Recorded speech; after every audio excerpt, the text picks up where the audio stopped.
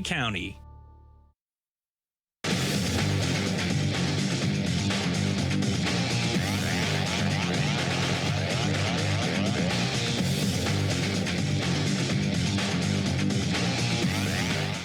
Good evening, Attack fans. Zach Scribner and Adrien Mouseeau joined alongside two vets for the Owen Sound Attack, Nick Chenard, Sam Sedley. Guys, how are you? Good. Good. We have a very busy show, but we should mention it's our last show. We have to take a little bit of a Christmas break, Adrien Mouseeau. Yeah, as teachers, we always have to take 2 weeks off, so that's what we're doing right here. We're going to take 2 weeks off and then get right back at her in the new year. Let's take a look at the Ontario Hockey League Player of the Week. Ryan Gagner of the Oshawa Generals is the Coach Co OHL Player of the Week, recording 2 goals, 6 assists, and 8 points in 3 games, along with a plus-minus rating of +6. Gagner had an impressive game last Tuesday, scoring a goal and adding 3 assists in a 5-3 Generals win over the London Knights. The overage forward has 9 goals and 19 assists on the season, alongside a face-off percentage of 57%. Zach, we should mention former teammate of guest Nick Chenard with the Sun County Panthers back in the day. Very good. Owen Flores, though, of the Niagara Ice Dogs is the OHL Goaltender of the Week with 1 win and a shootout loss, a goals against average of 1.44 and save percentage of .963. Flores stopped 77 of the 81 shots that came his way last week, helping the Ice Dogs earn 3 of a possible 4 points, including a 43 save first star performance as the Ice Dogs defeated the Steelheads 2-1. Now let's take a look at the Owen Sound Attack Player of the Week. That goes to Servac Petrovsky. The Wild forward scored his 3rd hat-trick of the season, an OHL leading stat, by the way, and he had 1 assist Friday versus the Guelph Storm. Adrien always calls it the best time of the year. Team Canada's World Junior roster is finalized for this season. 6 players from the Ontario Hockey League will be on the squad. Sarnia netminder Ben Gaudreau is one of 2 netminders on the team. Brant Clark was loaned from the LA Kings. It'll be interesting to see if he's sent back to Barrie following the conclusion of the tournament. Ottawa 67's defenseman Jack Mateer and Steelheads captain Ethan Del Mastro made the team. Up front, Shane Wright was loaned from the Seattle Kraken. Wright will be reunited with former U16 forward Brendan Othman as the Pete's forward is back with Team Canada. Of those 6, Del Mastro and Othman were the 2 returnees from this past summer's gold medal winning team. Adrien, there's a player of those 6 that really stands out for you. Yeah, for me, it's Ethan Del Mastro, the Mississauga Steelhead. I think he's going to be a guy logging a lot of minutes for Team Canada. He won gold in the summertime for Team Canada. And I can see him on a pair with Owen Zellweger and just be an elite shutdown pair and a pair that can move the puck and add some offense as well. He's a big 6'3", good skating defenseman and moves the puck very well, like I said. Ethan Del Mastro for me is a guy to look out for Team Canada. Of course, Canada's first game starts out on Boxing Day. We should mention as well, athletic therapist Andy Brown of the Owen Sound Attack, Best representing wishes. Canada. Let's take a look at the OHL standings, starting out with the Western Conference. Very, very close between 1 through 6, the point differential being 6 points. Saginaw leads the way with 40 points. However, the London Knights are just 1 point back. Windsor sits 3rd with 38 points, 3 ahead of Owen Sound and Flint. The Sarnia Sting are 6th. That's a team that just can't stay healthy this year, and now they lose their number 1 goaltender for a few weeks. The Kitchener Rangers on a 4-game win streak. They acquired Layden Moore today for Joseph Serpa and a few draft picks. They've jumped up to 8th place, just 1 point ahead of Erie and Guelph. To the Eastern Conference now, Ottawa still at the top of the conference, but North Bay are making a push for that top spot. They acquired Pasquale Zito from the Niagara Ice Dogs for Michael Podaluch and 5 draft picks. The Battalion are just 4 points back of that top spot. Kingston's now on a 3-game win streak. They're just 1 point ahead of the Peterborough Petes. The Barrie Colts and Mississauga Steelheads are tied for 5th. The Steelheads traded Zachary Lavoie to Niagara yesterday. Lavoie was a 7th overall pick in 2020. The Steelheads received 5 picks in the deal, including 2 second-round picks. Mentioned Ryan Gagner early on in the show. He's a big reason for the Generals being on a 5-game win streak. The Gens now 8th place in the conference, while Sudbury and Niagara are tied for 9th and 10th. To the OHL's top 10 in scoring, Ty Voigt continues to lead the way. He just had a 5-game point streak snapped Sunday versus Peterborough. Hamilton captain Logan Morrison is 2nd in league scoring with 42 points. Amadeus Lombardi has already matched his goal total from last season. He's 3rd in league scoring with 40 points. The Firebirds forward is now on a 6-game point streak, recording 9 goals and 5 assists.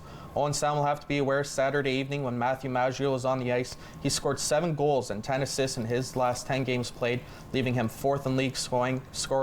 Pavel Minchikov is 1 point ahead of Sudbury teammates David Goyette and Quinton Musty.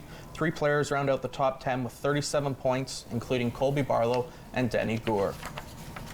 Let's now take a look at the top scorers for the Owen Sound attack. Denny and Colby tied with 37 points, just 1 ahead of Cedric Gaindeau.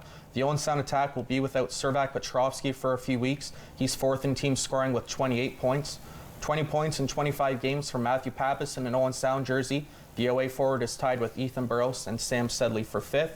Rounding out the top 10, Caleb Lawrence with 19 points, Nolan C. with 12, and Julian Fantino 10th in team scoring with 11 points. Now, a big announcement that was made yesterday, Colby Barlow will participate in the Kubota Top Prospects game in Langley, BC. Guys, you guys are able to see Colby day in, day out. Nick, you get to stop his lethal shot, and you get to defend him one-on-one in practice. Sam, what does Colby bring day in and day out for the team? Yeah, his compete level is off the charts even in practice. I mean, he's a big body coming at you with lots of speed and that lethal shot, so he's an all-around player. I'm very, very happy for him. Now, Nick, we talked about Colby's lethal shot. What makes it so elite? I think just how fast he's able to really get it off. You know, a lot of people say it is an NHL shot, and I can vouch for that. He's got a pretty, you know, it's just a quick release, and it's got a lot of power behind it. So. Now, guys, it's the Christmas season, it's upon us. What are some of the favorite traditions that you guys have with your families, maybe be Christmas Day or during the holiday season? Yeah, just spending time with family. I mean, you never really get to do that throughout the season, just sitting down, having a dinner with them, and yeah, I think just that's really the biggest thing, spending time with them throughout the holiday. I think that's it for me too, is just being able to go home, take a couple of days off, and you know, just spend time with, you know, people that you wouldn't normally see throughout the season. Your grandparents, you know, your cousins, stuff like that, and your parents. So I think that's the biggest thing for us over the holidays. Now let's throw it back to your childhood days. What are some of your favorite Christmas presents that you've received, or the one that you always looked forward to getting? For me, it was the hockey stick, so I'm sure it's probably the same for you guys. Yeah, definitely. Hockey sticks is one of the biggest ones for sure. I still remember my first Xbox and things like that. Money's always nice too. Yeah, I think for me it was my PS4 and probably hockey sticks. So. Now, we mentioned Servac Petrovsky. He's off to World Juniors, and it's our final episode of Attack Rap until the new year. What are some of your favorite World Junior memories? I don't know. I don't know specifically about World Juniors. I know, you know, Crosby's golden goal, obviously, being a big one, especially watching that growing up. Obviously, Carey Price and Carter Hart being, you know, World Junior goalies. So watching, you know, names like that go through, you know, the World Juniors. Yeah, to be honest, really all I can remember is watching McDavid play as a underager and how good he was in the World Juniors, and he definitely lived up to the hype. Yeah, that was in 2015. I remember that tournament. He lit it up. Him and Max Domi on the same team. Darnell Nurse was on the back end as well. Now, Nick, let's throw it back to the summertime. You got invited to St. Louis camp. What was that experience like for yourself? It was great. You know, it was an opportunity to, you know, really get to know what that pro experience is like. You know, what they go through day in and day out. Long days, you know, early mornings, late nights kind of thing. With, you know, a couple skates a day, and just how you're prepping your body and what you're putting into your body, and how you're taking care of yourself, not only at the rink, but, you know, at our hotels. So just stuff like that I can kind of bring back to Owen Sound. Now, what were some areas of your own games you guys were working to improve upon over the summertime for the both of you? Yeah, definitely my shot. I worked with Joey Hishin a lot in the summer, you know, just on tight areas, making plays, under pressure, passing, shooting, just basically all the areas. And I think for me it was, you know, on my foot speed and just my quickness, as well as, you know, deciphering plays as they come into the zone, and just, you know, kind of upping that to a higher level where, you know, now I can read plays and, you know, kind of disassemble what's going on as guys are coming in. Now, you guys are talking about things that you worked on this summer. This is technically your fourth OHL season for the both of you. You guys played in 3 seasons due to the COVID missed year. What have you noticed most, Sam, since your 16-year-old year that's changed in the OHL, and Nick, since your 17-year-old season? I think for me it's mostly just, how I react to guys coming down on me. Now I'm the old guy in the league, so for me, going up against 16, 17, and 18-year-olds, I hope I have the upper hand going into, facing shots like that, as well as just the speed of the game. I think, I've adapted to that really well over, these past 3 years, and that's all I can really hope for. Yeah, it's same with me, the speed of the game. I think as a 16-year-old, I was kind of timid on the bigger guys coming down faster than me. They could throw me off the puck a little more, and I think that just comes with being older. It comes with confidence and be able to trust yourself to make those plays. Now, you guys just spent a week in Sault Ste. Marie, in Sudbury, and in North Bay, and in your rookie season, that was a big swing for the both of you. As Nick, that's when you recorded your first career shutout, and that's when you scored your first career goal. Do you guys remember it like it was yesterday? Yeah, I do. A little bit, yeah. It's kind of a little fuzzy now, especially after going through COVID and going through a couple seasons, but yeah, it's still a pretty vivid memory. Wasn't yours reviewed as well? Yeah, I actually didn't get to celebrate, which kind of sucked. Now, Nick, you mentioned you're top goaltender in the OHL in your OA season. You're the guy that Corbin Vaudreuil and Carter George maybe rely upon for some advice. How do you embrace that role this season, seeing as a few years ago you were that youngster looking for tips from Matt Guzda? I love it. I think that's, a way that Matt kind of took me under his wing and, kind of showed me the ropes and, how to really, be an OHL goalie day in and day out, especially as a starter, because, you're not getting many days off. So I think stuff like that, just being always ready and constantly, able to battle in practice and battle in games and, always want to be in that net. So I think that's something Mac taught me. And I think just for Carter and Corb, I think it's been a lot of, shared words and shared, maybe try this or maybe try that, especially when Carter was up here for a couple weeks. So I think we've all shared, some goalie techniques or whatever it is along the way. So I think that's big for all of us. Sam, let's talk about the Attack's power play. Just a few weeks ago, it was amongst the lowest in the league. You guys are now ranked 10th with the man advantage. What adjustments lately have made the power play so successful?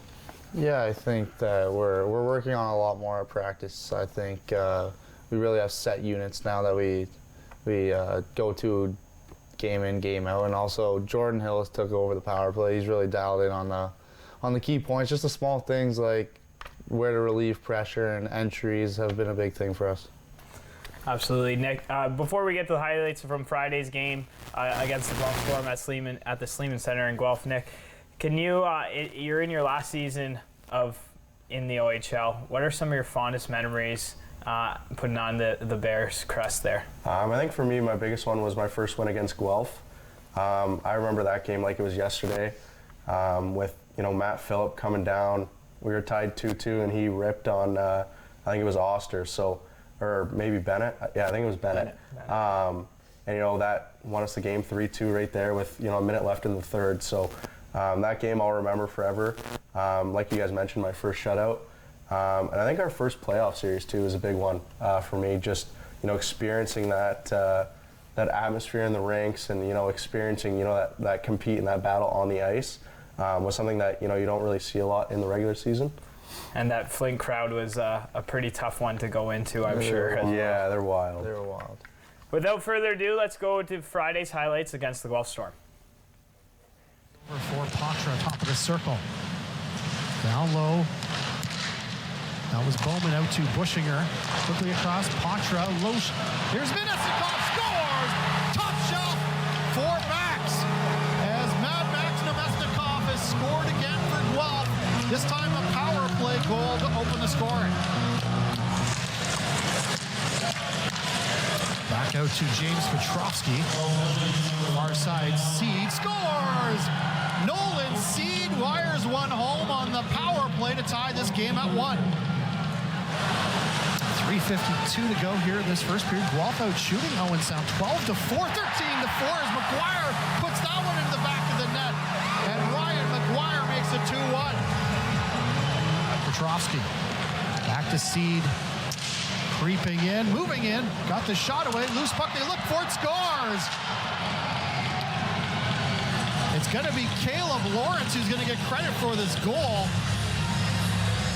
Through for Braden Bowman. Nice toe drag, cutting it. What a save made by Chenard, who stuck with Bowman. But a wraparound scores. Chase Coughlin comes back to make it 3-2. Picking up the garbage at the side of the goal. He makes it count.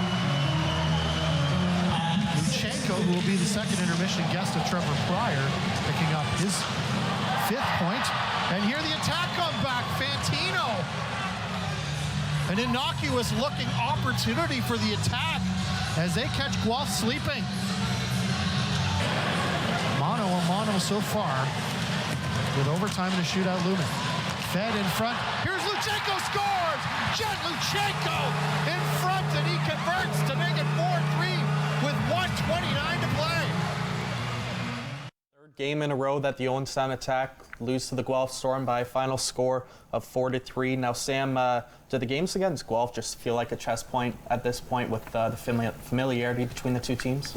Yeah, I mean, playing them, 12 times last year? I mean, it's pretty crazy. We play them, and it's not like the games are spread out this year. We played them a lot in the past few weeks, so I mean, there's definitely some familiar faces on that team.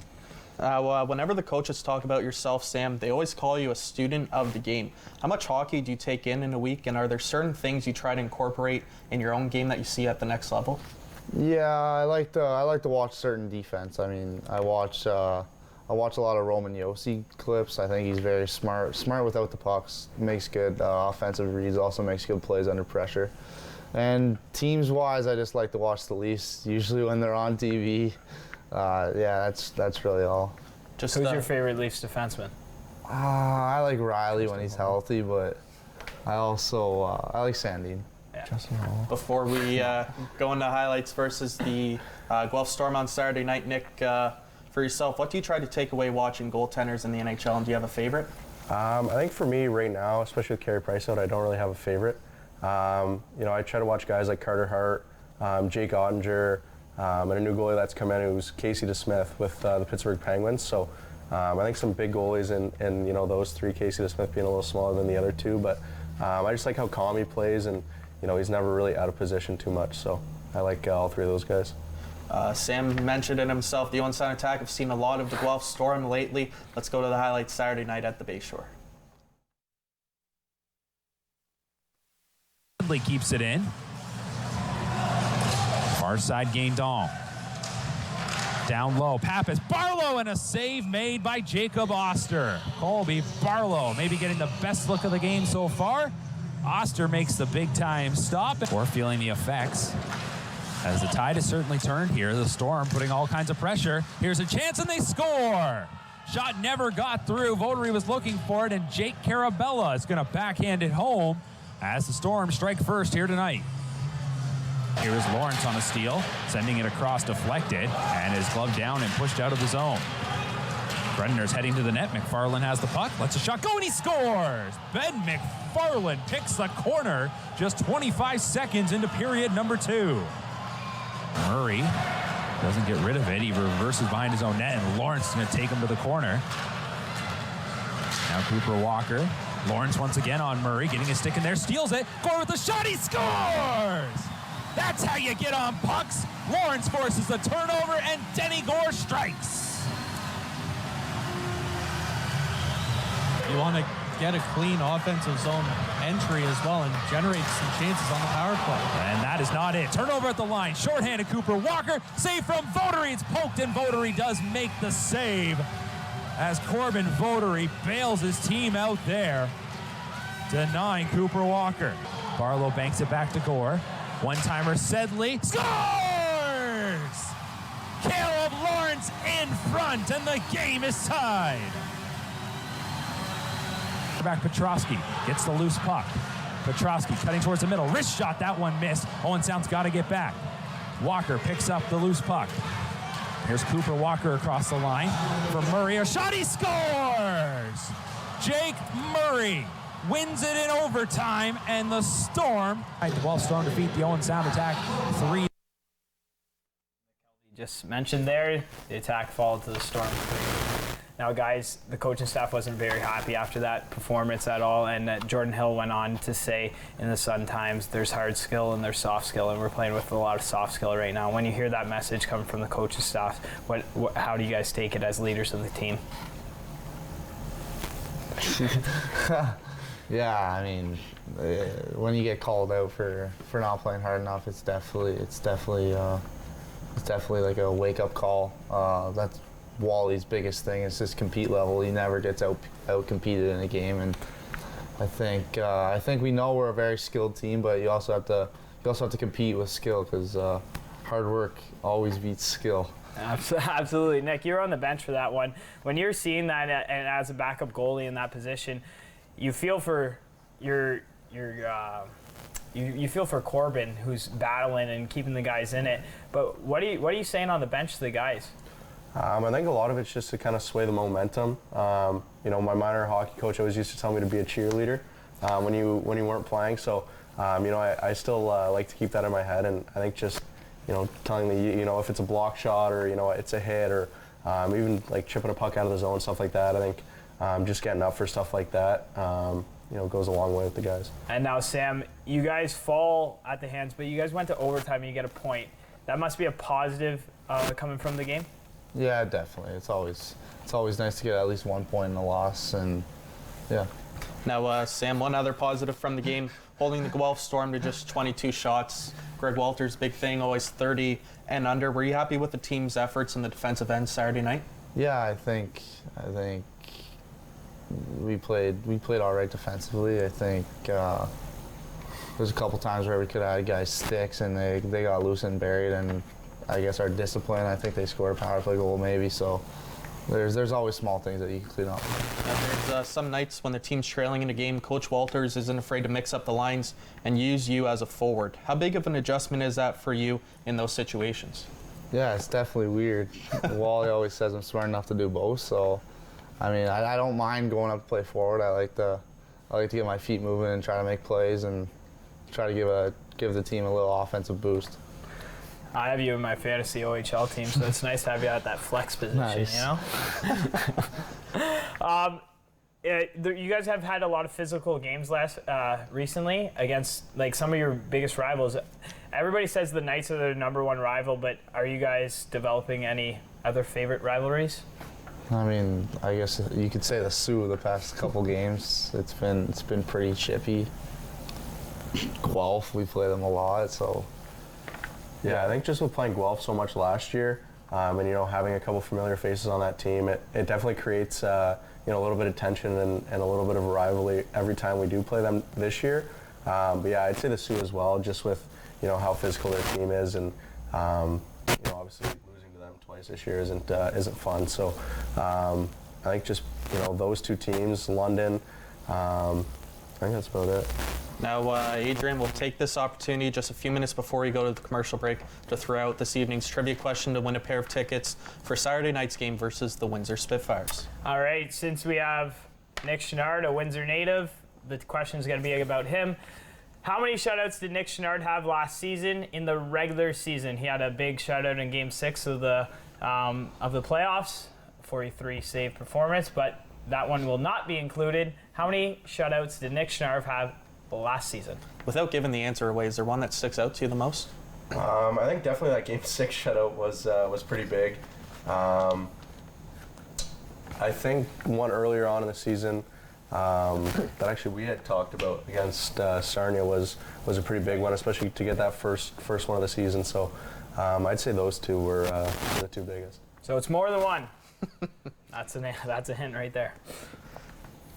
Now, Adrien, an opportunity for Nick Chenard to defend himself here.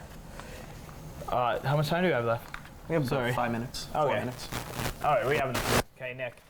We play this game. It's called What's in the Helmet, and I'm going to give you a chance right now to defend yourself, defend your honor.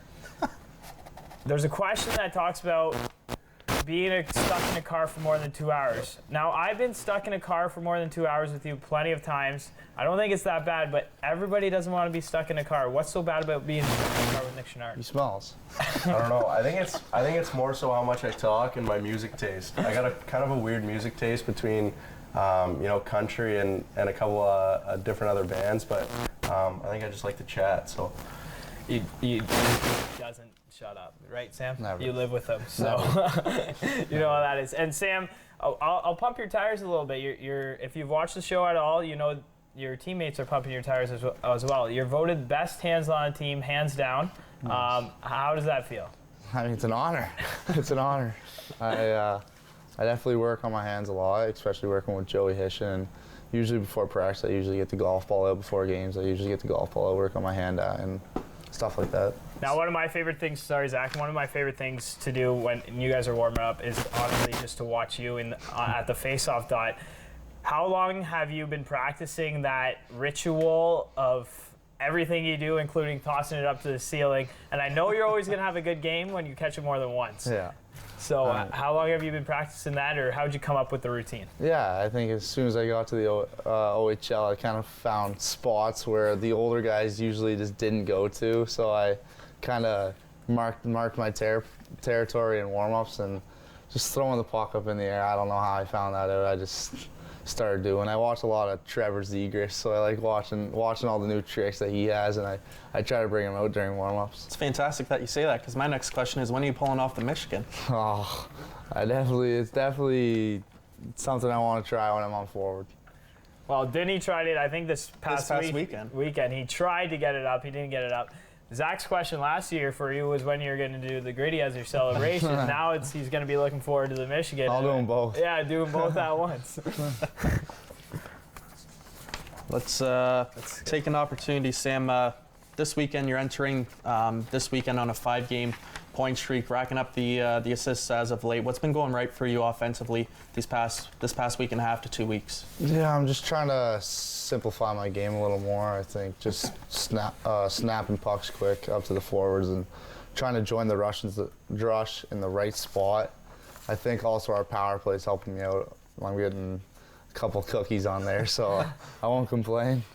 And one final question before we go into the break. Nick, is there a goalie in the league that you enjoy going up against on the other end of the ice?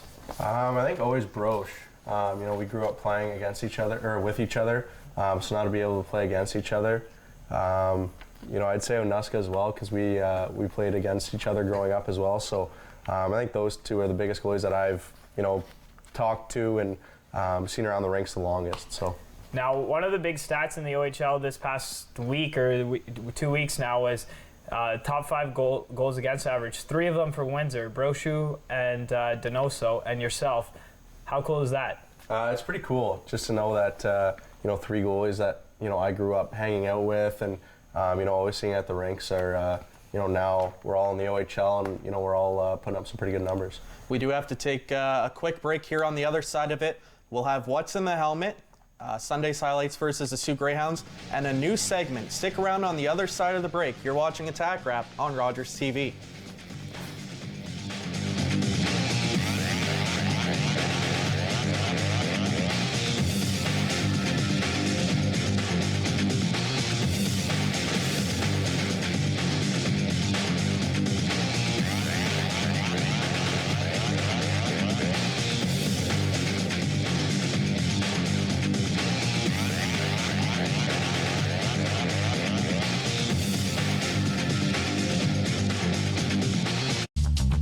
This program is brought to you by Ignite TV.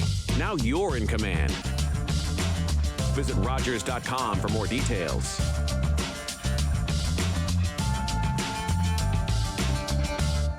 This holiday season, fall in love with Very Merry Movies on City TV. There's no better time to take a leap of faith than Christmas. Grab your hot chocolate. Thank you. And get ready to snuggle up. Stay in our pajamas and watch movies all day. With your new festive favorites. You're late. Or maybe I'm right on time. Make it the most wonderful time of the year with all new Very Merry Movies all season long on City TV. Or stream on City TV Plus, the app, or citytv.com.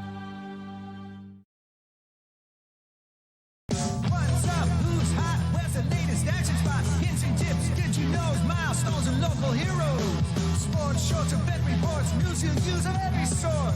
Celebrations and on location. Plugged In, the TV show with what you want to know, what you need to know, and what you'd like to know about what's going on in your town this week. Get plugged into your life, plug into here and now. Get plugged in. What kind of show do you want to see on Rogers TV? What interests you? Log on to rogerstv.com, fill out a show proposal, and tell us about your segment idea. We want to know what you want to see. Rogers TV, only on Rogers.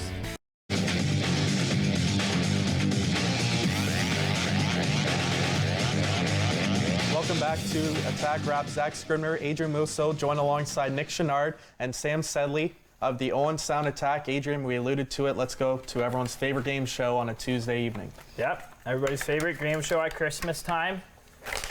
What's in the helmet, guys? I actually have a few new questions as well, so we're gonna do the new questions first and then go into the old questions that you guys have been, well, Nick, not on a good term with your teammates. Anyways, so Nick, you're the vet of the team. Sam, you're semi a vet, but Nick's an OA, so he's gonna go last. You go first. First thing that comes to your mind, who's the most famous person to slide in your DMs? Probably Nick Chenard. Oh, I don't even know. No one that has a check mark? No. Probably Joey Hishon. It's a pretty famous guy, though. I don't know. I've talked to Michael McNiven. Sam Sedley's a pretty popular guy. Colby Barlow. I don't know. That's about it. That's going to be a big one in a few years, so I'll take that one. Who gets picked on most in the group chat? Oh, jeez. Who do you think? Like, you can't go wrong saying Fantino.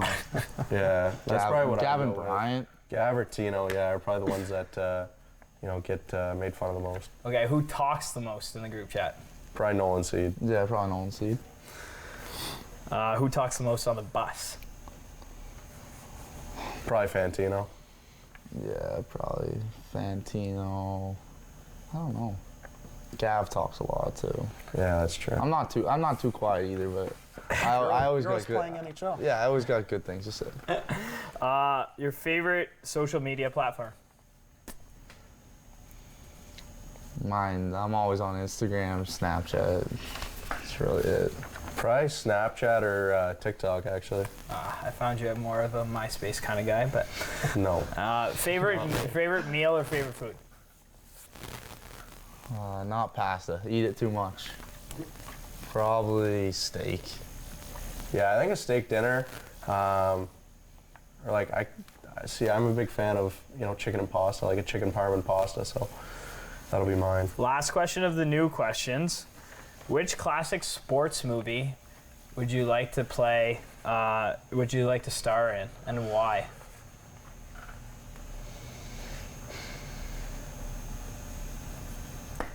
I don't know. I'm probably going to go with The Mighty Ducks. It was a pretty good one, obviously, with Goldberg. So I think being Goldberg's goalie partner would be pretty sweet. Yeah, I kind of like, I don't know. Say the same one. We can start in the same movie. What about Happy Gilmore? Yeah, that's classic. Yeah. Very good. Okay, now we're gonna go to the old questions here.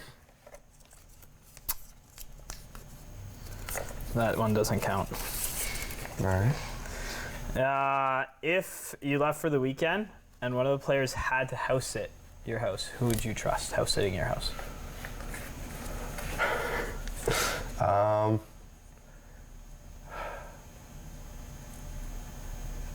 I don't know. I might go Gavin Bryant.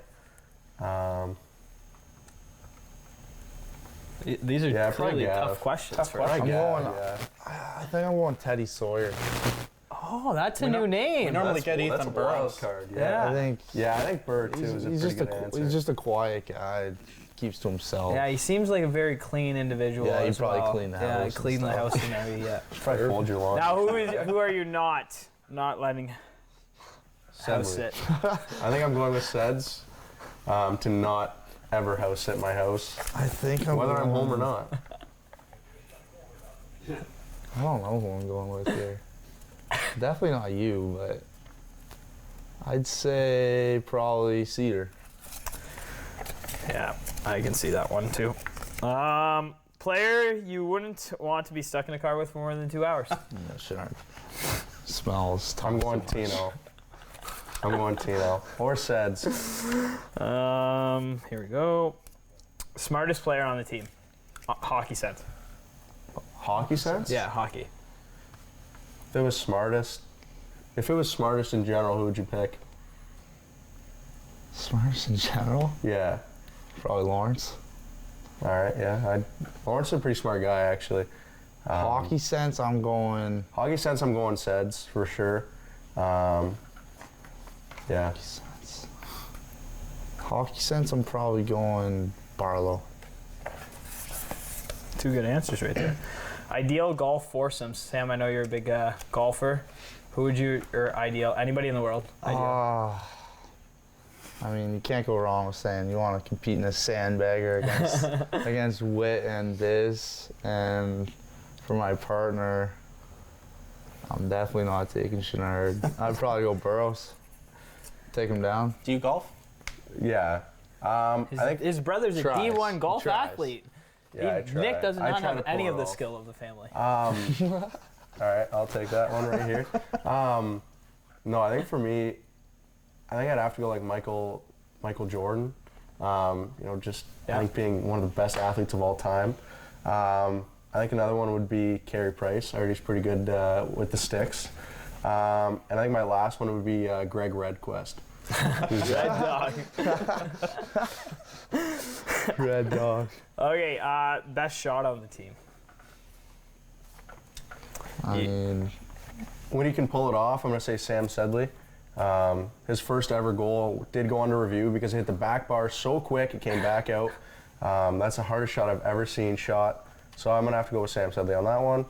But like in general, I'm going to say Colby Barlow. Yeah, I'm saying Bars. We get a lot of Braden Rogers. Yeah, he does. He does have a hard shot. Yeah. Favorite hockey memory to date? I think for me it'll be winning the Alliance back in our Bantam minor year.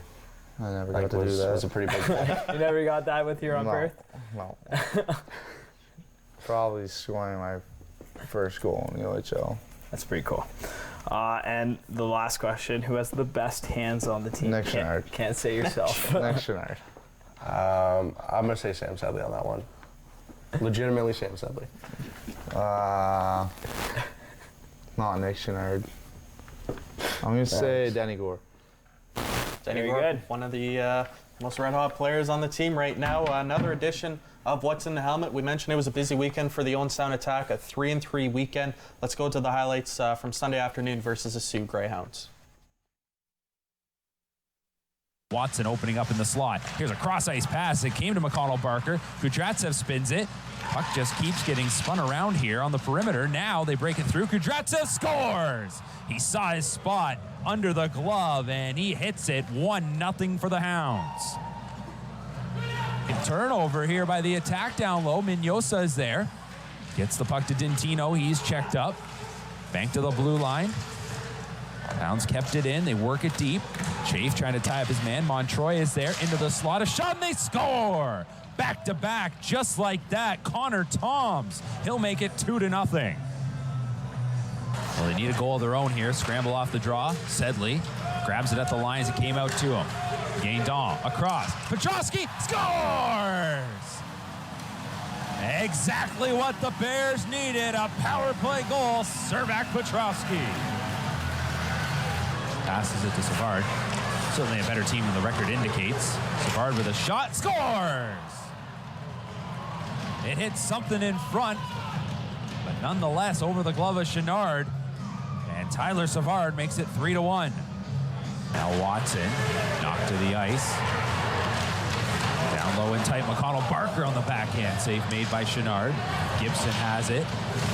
Shot to the net, scores! Another one for the Greyhounds. And they're up by 3, it's 4-1. Puck came free out into the middle of the ice, and Watson went to go shorthanded, knocked away from a one-timer Barlow, and he didn't get full wood. Still loose, and then he shot it off the side of the net. Now in front, Petrosky scores! So finally, the attack put it home. A few good opportunities, looked like they'd be stopped, but finally Servac Petrosky gets it home for his second of the afternoon. Hit a skate. Burrows charges after. Gibson trying to clear. Fanned on it. Barlow across. Petrosky scores! The hat trick for Servac Petrosky. And with 49 seconds left, the Attack are back to within one. So the Attack did their best to get back into this one. A couple short for the Owen Sound Attack. They dropped their 4th straight game. This one at the hands of the Sault Ste. Marie Greyhounds. I'm unsure if you guys know this stat, but Servac Petrosky tied a attack players record on the weekend with 3 power play goals in the same game, becoming one of 5 players to do so. When you hear that, what goes through your mind, Sam? Yeah, he's a goal scorer. He has a very underrated shot. Also, he can really pick his spot and shoot it. He's got multiple hat tricks on the year, I'm pretty sure. And 3. Yeah, usually when he scores one, he's getting another one. Now, usually teams struggle to find their legs, especially in that final period of a 3-3 weekend. It was the opposite Sunday in the final 10 minutes. What was the message on the bench during that final media timeout? I don't think there was really much said. I think, we all just had to end that 3-3, on a positive note, with some momentum going into, 2 big games this weekend before we, go on break. So I think, just that kind of started us off on a positive note going into London and Windsor coming here. Sam, to start Sunday, you're paired up with James Petrovsky. What growth have you seen in his game in the 11 games that he's played for the Attack? Yeah, definitely. He's definitely a big body out there. He has a good stick defensively. He reads the game pretty good, and I think coming over to Owen Sound from Flint doesn't have the best coaching, so working with Jordan Hill on the D-core is going to make him a way better player. Now, sorry, you guys had a tough weekend just in general, 3 losses, definitely not what you guys wanted to come out of this weekend, but then you guys end the weekend with a skate with the kids, and that must be able to alleviate some of the pressure and just get your mind off things for maybe just even if it was 25 minutes. How do you guys react when you guys go out on the ice and see all the kids smiling who could care less that you guys just lost 3-3?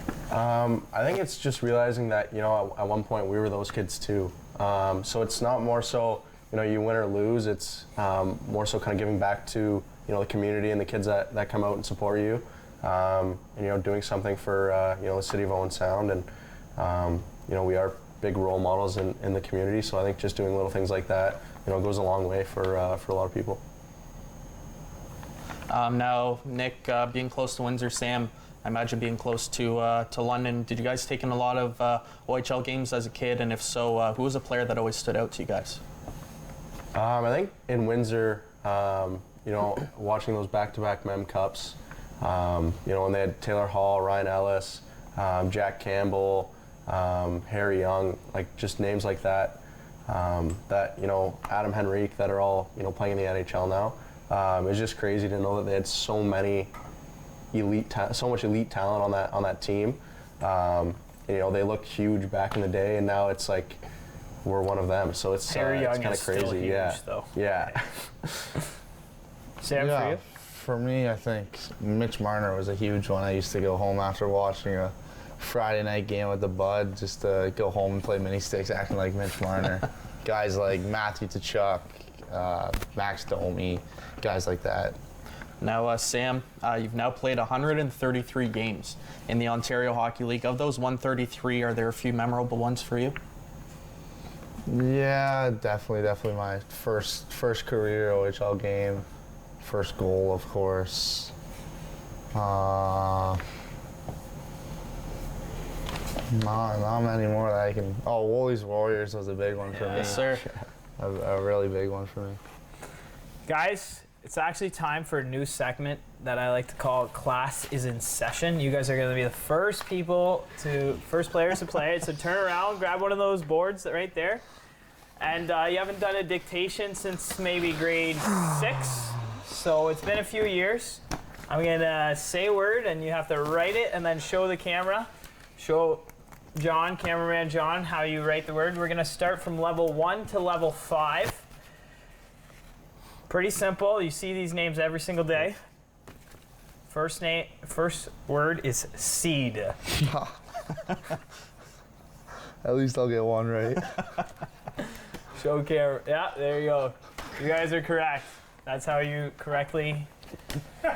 Right.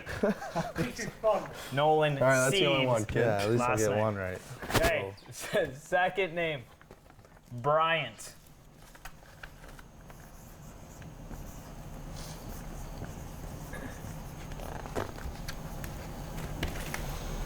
Correct. 2 for 2. Does this feel like what, grade 7 or grade 8 all over for you again, Nick? Yeah. Now we're getting into a little harder stuff here.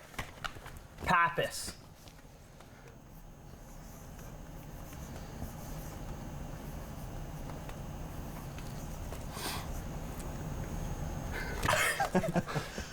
Oh yes, Sam, you struggled there for a second, but you added the A. The only reason why I knew that was because our media guy Brock messed up on it the other game.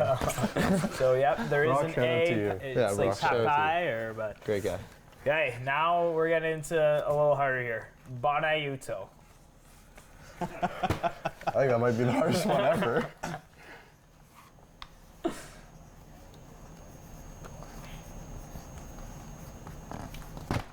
Like, it just looks terrible. Nick, you have it. Oh, so close to being correct.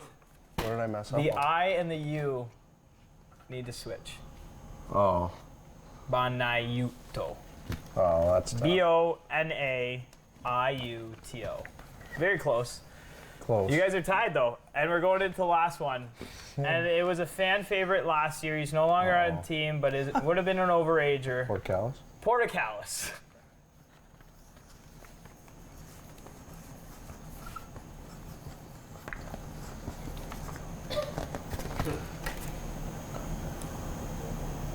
Portcalis. That is correct.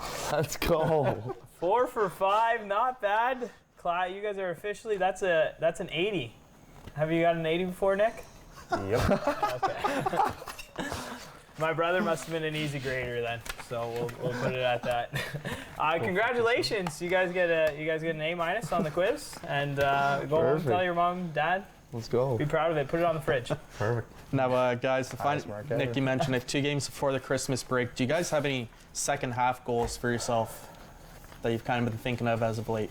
I think the biggest thing is, the league kind of takes a big jump after Christmas and another one going into the playoffs. So I think it's just being prepared for, another big jump once we all come back from the break and going into the new year. And I think also just, being that much better. Taking away a lot of scoring chances, saving a lot of scoring chances, just to keep your team in the game and, staying consistent at stealing games. Yeah, I think same as me. I just want to try to get better every day, and hopefully lead the team to more wins and kind of get on a win streak before heading into playoffs is really the biggest thing. Now, Mark McKelvey had an opportunity to catch up with Sean Tickle following Sunday afternoon's game.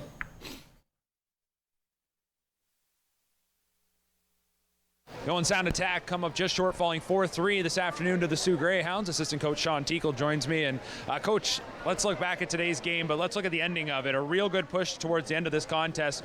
Overall, you're probably not too happy with this entire game, but with what you saw at the end, you had to be proud that the guys put up a fight. Yeah, for sure. There's a never die attitude with these guys. We've said it before, we'll say it again. It's a special group. We're going through a bit of adversity right now, and obviously it's not showing up in the win column for us, but we'll figure it out and we'll get back to the drawing boards and we'll get it done. You talk about that adversity and on a bit of a losing streak right now, but all games that you're right in, 1-goal games, overtime, losses. Is that comforting at all to know that you're not getting blown out, that you're right there? Yeah, it's definitely, I wouldn't say it's comforting, but it's just taking that extra step as a unit, right? As a team, we need to take that extra step and be able to close those games out. It's not always easy to come from behind and win games like that, so we got to figure out how to get starts going, get up to a goal lead or a 2-goal lead if we can, instead of chasing from behind all the time. Just how difficult is that on the guys to constantly be chasing the game? It's 5 straight games you allowed the first goal against it. It's not ideal, but chasing all game, does that really kind of put you behind the 8 ball? Yeah, it does. It puts you behind the 8 ball a little bit, right? Because you're always pressing, and then things kind of open up, and not necessarily cheating, but guys are trying to press to get that goal.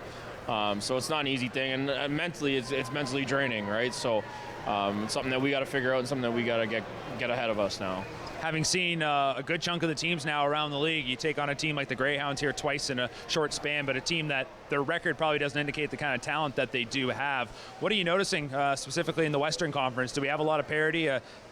From my point of view, it seems right top to bottom. Anybody can go with anyone on any night. There's a ton of parity, right? You look at Sioux, you look at Guelph.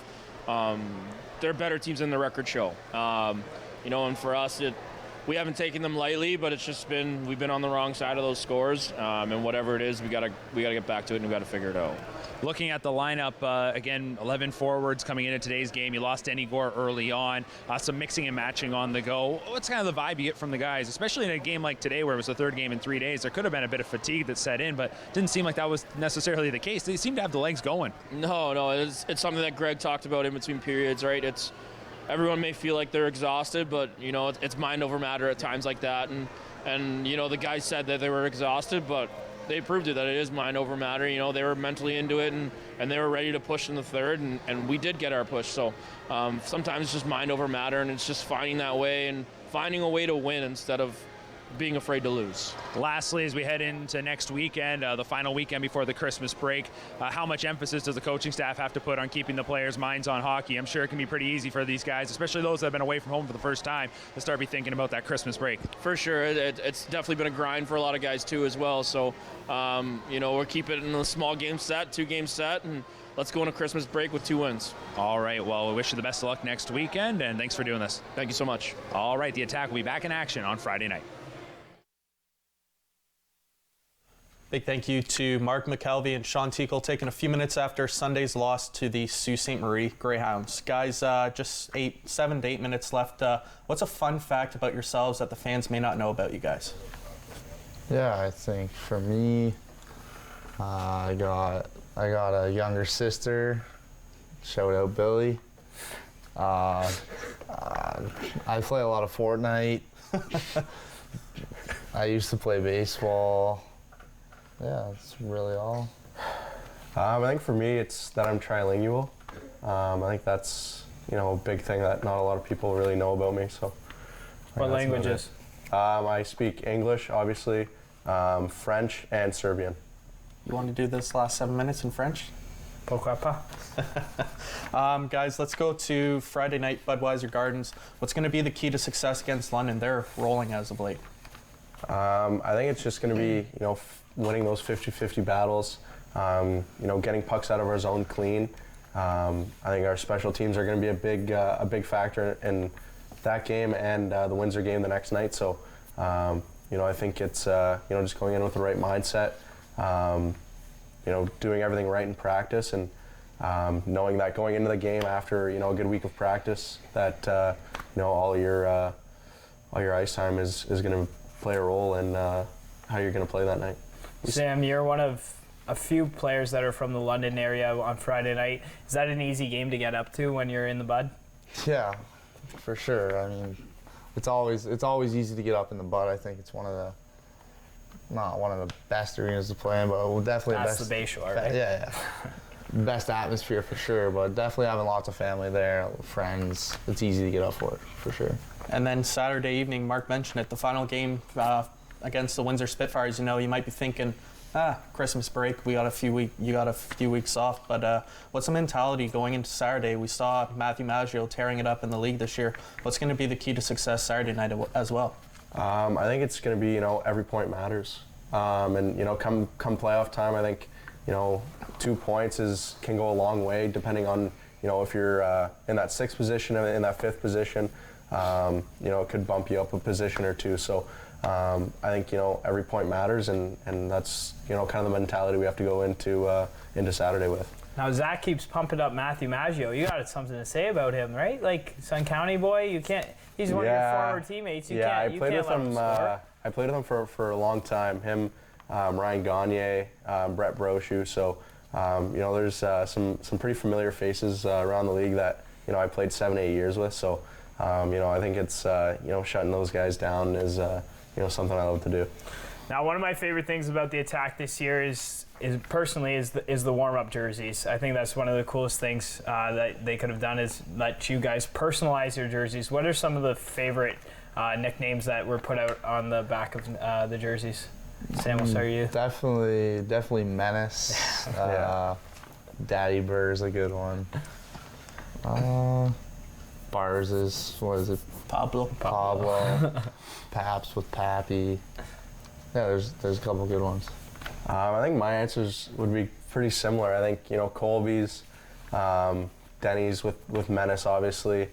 You know, I think Lawrence with Unit is a pretty good one too. So I think those will be my favorites. You got one of the best ones going too, just the history with your nickname as well. Yeah, it's you know, it just kind of stuck with me throughout the Owen Sound organization. So you know, here I am 4 years later, I still have the same nickname. Now, we had Carter George and Corbin Votary on an episode earlier on in the season, them together. Not very superstitious guys. Yourself as the goalie, what do you got?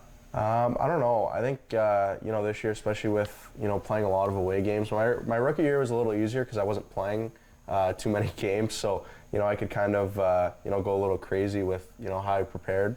But now it's, you know, you got quick turnarounds and long bus trips and, you know, different other things that you got to kind of coordinate with. So I think now it's, you know, just kind of keep it simple, make sure, you know, my mind's ready, my body's ready, and my eyes are ready. Speaking about long bus trips, you guys got a long one coming up in the new year when you guys go to Kingston, Peterborough, and Ottawa. That would be the first time for you guys since your rookie season. So are you excited to head up to the nation's capital? Yeah, definitely. I've never played a game in Ottawa. I got scratched my first year, so I think it'll be pretty neat. I think for me, it'll be a pretty big thing too. Last time we were up there, I didn't get the chance to play in Ottawa either. So, you know, I think we've got 5 or 6 guys from Ottawa as well. So, you know, to be able to play in front of their families is something pretty special. And I think, you know, just being able to go up there because we don't get up there too often. So I think just being able to go up there and, you know, experience something a little different. Now, guys, we've heard from the players, the group this year is so close, a second family for everyone. What is it about this group that makes the connection so special for all of you guys?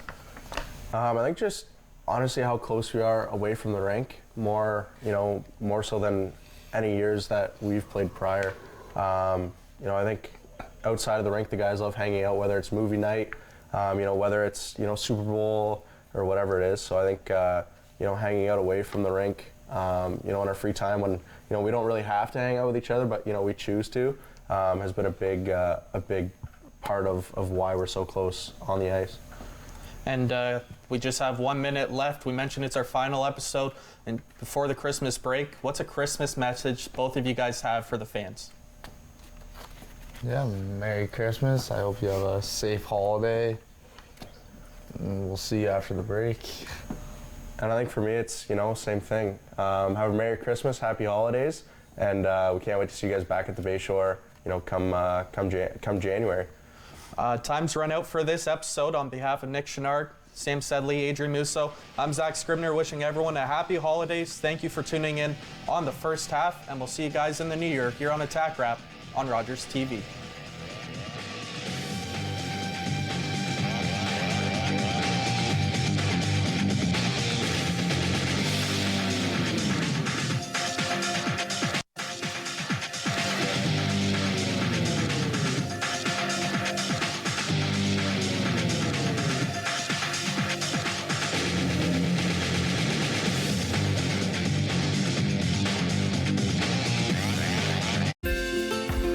Call the Rogers TV viewer response line, email us, or connect with us on social media.